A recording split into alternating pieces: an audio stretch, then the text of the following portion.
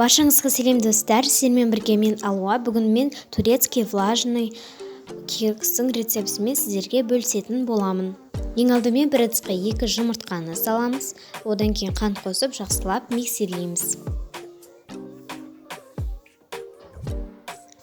Содан соң сұйық май қосамыз, сүт қосып тағы да жақсылап миксерлейміз.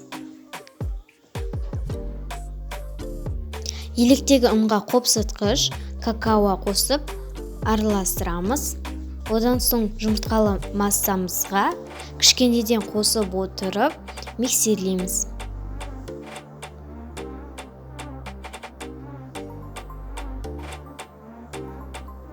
Мінекей жақсылап араластырып алдық. Енді формамызды дайындап аламыз.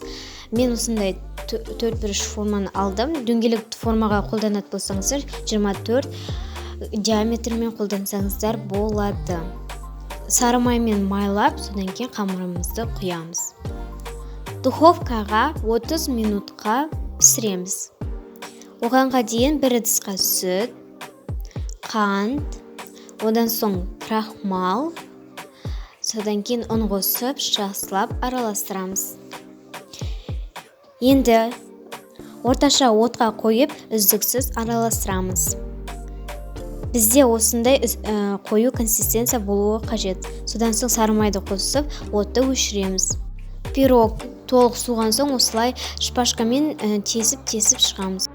Одан соң сүтті құямыз. Сүтті құйып болған соң достар, креміміз толық суығаннан кейін бетіне жағып, өздеріңіз қалағандай осы тортты әсемдесеңіздер болады. Содан кейін тоңазытқышқа 2 сағатқа кремсің үшін қоясыздар. Мінекей достар, менде осылай шықты, өте дәмді болып шығады. Міндетті түрде жасап көріңіздер, астарыңыз дәмді болсын.